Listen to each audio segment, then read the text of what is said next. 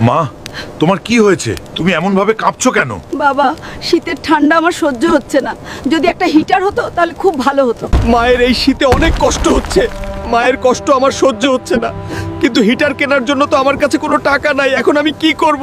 Sir, আমাকে একটা ভালো হিটার দেখান তো। আমার মায়ের অনেক ঠান্ডা লাগছে। গরিবের দেখছি আবার শীত লাগা শুরু করলো।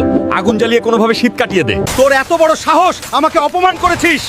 আমার টাকা না থাকলেও আমি মায়ের জন্য আজকে হিটার নিয়ে যাব। এই ড্রাগন, ভালোই ভালোই আমার সাথে চল। তোর মুখের আগুন দিয়ে আমার পুরো বাড়ি গরম করে রাখবি। হাল্ক, আজ তোকে দিয়ে আমি ডিনার করব। ড্রাগন, আমি সব প্রস্তুতি নিয়ে এসেছি। এখন ভালো ছেলের মতো আমার সাথে চল, না হলে জীবনে আর মুখ থেকে আগুন বের করতে পারবি না।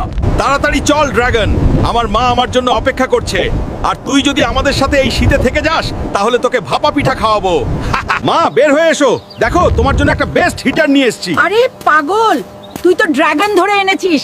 এটা তো আমাদের সবকিছু পুড়িয়ে ফেলবে। না মা, এই ড্রাগন তোমার কোনো কিছু নষ্ট করবে না, কিন্তু তুমি যদি তাকে ভাপা পিঠা খাওয়াও, তাহলে সে তার মুখে আগুন জ্বালিয়ে আমাদের বাড়ি গরম করে রাখবে। সত্যি বাবা, তুই মায়ের কোনো কষ্ট মানতে পারিস না।